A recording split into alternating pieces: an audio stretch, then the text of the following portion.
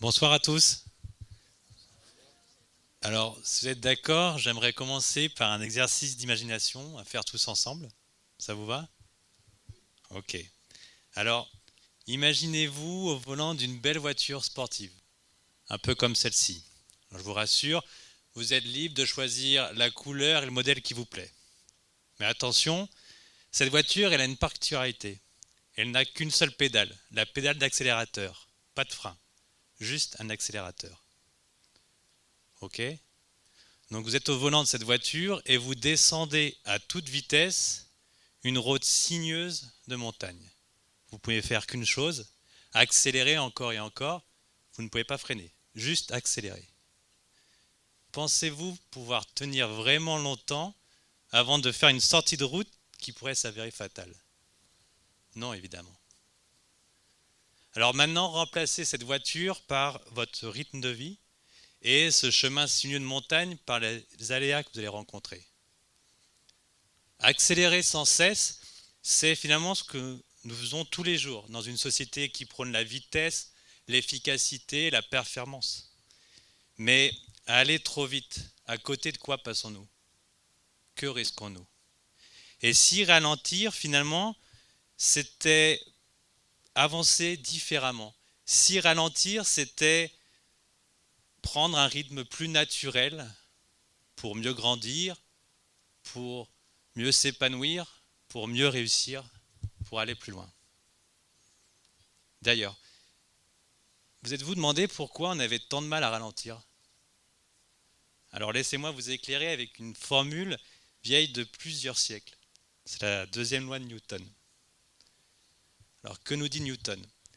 À travers cette formule, il nous explique que le mouvement, ou plus précisément l'accélération, A, est le résultat d'une ou de plusieurs forces, F, appliquées à une masse, M. Maintenant, ensemble, réfléchissons aux forces que prône notre société. Quelles sont ces forces? Alors, on pourrait par exemple citer l'efficacité, faire toujours plus avec moins, ou bien la performance, faire mieux. On peut également citer la disponibilité, faire toujours plus vite. C'est vrai qu'aujourd'hui, nous sommes dans une société où il faut être disponible tout le temps, rapidement. Il faut répondre aux nombreuses sollicitations que nous avons, qui viennent des emails, des notifications sur les téléphones, des réseaux sociaux, des amis, du travail. À chaque fois, il faut répondre très vite. Et même cette hyper-réactivité est souvent vue comme une preuve d'engagement, voire de réussite. Mais à quel prix? Maintenant, continuons sur la masse. Alors la masse, dans notre cas, on pourrait la définir comme ce qui nous définit, qui nous sommes. En d'autres termes, notre identité. Quel attribut pouvons-nous mettre derrière la masse? Alors, quelques exemples pour parler de nos valeurs qui limitent parfois nos décisions, les guident. On peut parler de notre énergie qui alimente nos actions ou encore nos limites qui vont préserver notre équilibre. Donc quand on voit ça, c'est assez simple pour ralentir. Soit on réduit les forces, donc on est moins efficace, moins performant, moins disponible. Soit on change la masse, on change notre identité, qui nous sommes. Alors je vous rassure, ce soir, il ne s'agit pas de changer qui vous êtes ou vous convaincre de faire moins, mais au contraire d'avoir l'audace d'appliquer des forces inverses à ce qu'on a l'habitude de vous imposer. En d'autres termes, d'oser ralentir. Et vous comprendrez, j'espère, que ralentir, ce n'est pas avancer moins bien, mais c'est avancer différemment. Alors pour ça, laissez-moi vous convaincre avec quelques exemples.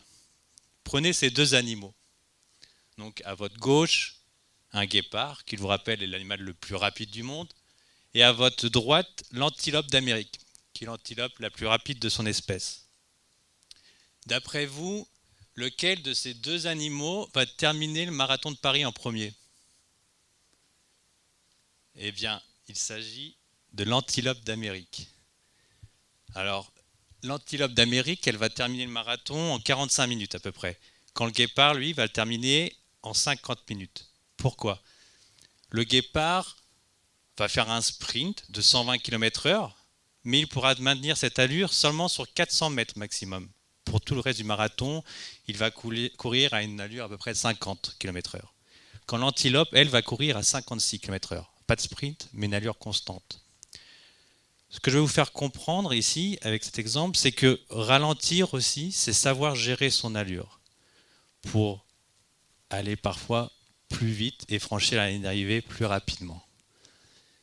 Alors savoir gérer son allure, c'est important, surtout que le corps est une belle machine, mais encore ne faut-il pas la surchauffer au risque de le griller ou, pour utiliser un anglicisme, de faire un burn-out. Donc mon conseil, c'est choisissez vos moments calmes, de faible allure, que ce soit les week-ends, le soir après 20h, les vacances, peu importe. Ralentissez. Alors, gérer son allure, en plus, avec ralentir, on peut aussi prendre le temps de prendre des virages importants dans la vie. Un peu à l'image de la conduite de notre voiture de tout à l'heure dans la montagne. Eh bien, la vie a souvent des tournants importants, que ce soit un changement de carrière, l'arrivée d'un enfant ou malheureusement une maladie.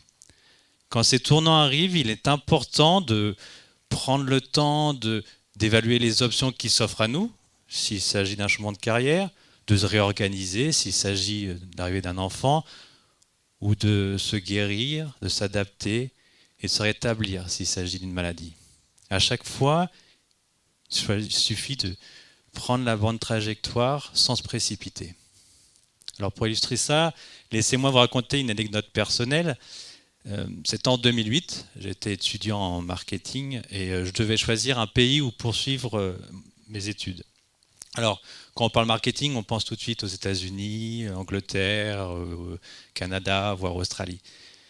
À l'époque, moi j'ai fait un choix différent et je me suis dit, c'est peut-être le moment de prendre le temps de découvrir un nouveau pays totalement différent de ce que je connais, un pays finalement où j'aurais peu l'occasion d'aller, même pas d'y vivre une fois ma carrière lancée. J'ai donc décidé de partir quelques mois en Malaisie, et plus particulièrement sur une petite île qui s'appelle Penang, qui est près de la Thaïlande. Alors ce choix audacieux, il a été incroyable pour moi, et vous allez comprendre pourquoi il a changé radicalement ma vie. J'ai découvert une culture superbe, des paysages merveilleux, mais surtout j'ai fait la rencontre d'une étudiante en architecture mexicaine. Alors, c'est assez improbable parce que nous sommes en Malaisie, un étudiant français de marketing qui rencontre une étudiante, non pas de marketing, mais d'architecte en Malaisie. Et cette rencontre a chamboulé nos vies parce que 17 ans après, nous sommes maintenant mariés et heureux parents d'une adorable petite fille. Ce que je vais vous expliquer. Merci. Parfois, ralentir, c'est aussi accepter de prendre des chemins plus longs, plus riches en expérience, plus difficiles. Choisir des chemins qui sont moins directs. Alors, je ne sais pas si vous connaissez, mais prenez Christophe Colomb. Christophe Colomb, vous connaissez tous, avec la découverte de l'Amérique, mais est-ce que vous saviez que finalement, toute cette histoire a commencé bien avant, en 1484 ? À l'époque, Christophe Colomb, il est persuadé qu'il peut rejoindre l'Inde par l'ouest, en traversant l'océan Atlantique. Alors, idée hyper farfelue à l'époque, parce que les navigateurs portugais, ils naviguent seulement vers l'est. Alors, ils font la côte africaine, et ils pensent rejoindre l'Inde par l'est. Christophe Colomb est obstiné, du coup, va proposer son idée au roi du Portugal. Il obtient un refus. Vexé, il prend toutes ses affaires, et il part s'exiler un an plus tard en Espagne. Et là, en Espagne, il repropose son sujet, mais cette fois à la reine et au roi d'Espagne. De nouveau un refus. En fait, c'est 7 ans après seulement que le roi et la reine d'Espagne acceptent son projet et financent sa traversée, qui amènera, comme vous le savez, la découverte de l'Amérique en 1492. Alors cet exemple illustre bien que les chemins les plus longs sont souvent ceux qui amènent les plus beaux challenges, mais également des belles découvertes. Un long parcours est souvent synonyme d'apprentissage. En fait, ce sont les choix décidés, les péripéties rencontrées, ou encore les personnes qu'on peut rencontrer qui vous forgent. Se forger une expérience à travers ces longs parcours, c'est aussi se donner des savoir-être et des savoir-faire qui finalement vous feront gagner plus tard du temps. Ralentir, c'est aussi savoir se faire des relations solides. Alors, je vais vous parler de Newton parce que, en fait, la parution de son ouvrage Principes mathématiques, on la doit à une histoire d'amitié. Une histoire d'amitié avec Edmund Halley, qui est un astronome, et en 1685, il se rend à Cambridge pour discuter des théories d'orbite de l'époque. Il y en a beaucoup. Et il est tellement bluffé par Newton qu'il le convainc de publier sa découverte sur la gravité dans un ouvrage. Il est tellement convaincu que c'est même lui qui va payer les frais d'impression de l'ouvrage. Et grâce à son soutien, 2 ans plus tard, l'ouvrage apparaît et chamboule le monde scientifique. Et c'est dans cet ouvrage d'ailleurs qu'on va retrouver la loi de la gravité ou encore la deuxième loi que je vous ai montrée tout à l'heure. Et même, c'est Edmund Halley qui va signer la préface de la première édition où il clame tout le génie de son amitié. En fait, dans un monde où tout s'accélère, où l'efficacité prône sur la profondeur, où l'intelligence artificielle fait gagner en productivité, il peut être facile de négliger l'essentiel, de passer à côté de ce qui est important, de passer à côté de relations solides. Il faut prendre le temps de construire des relations durables. Et d'ailleurs, c'est souvent ces relations qui vont vous aider par la suite, qui seront peut-être salvatrices et qui feront naître des projets ambitieux, un peu comme cette histoire d'amitié entre Edmund Halley et Newton. On dit aussi que quand on parle d'innovation, de création, l'ennui est important. Ralentir aussi, c'est se laisser du temps. Laisser du temps à son esprit de divaguer, aux idées de s'entrechoquer, pour parfois faire naître des idées novatrices.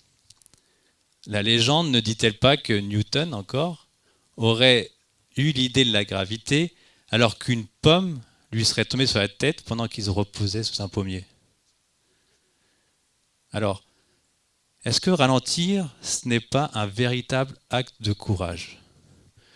Celui de se dire, l'idée de se dire que ce que nous avons ici, maintenant, mérite toute notre attention.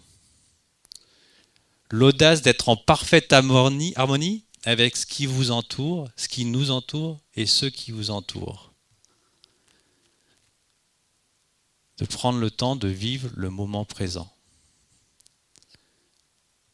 Alors, ce soir, en sortant de cette salle, j'aimerais que vous posiez une question. Préférez-vous courir après un temps qui s'écoule inlassablement ou ralentir et prendre le temps de vivre le moment présent? Merci.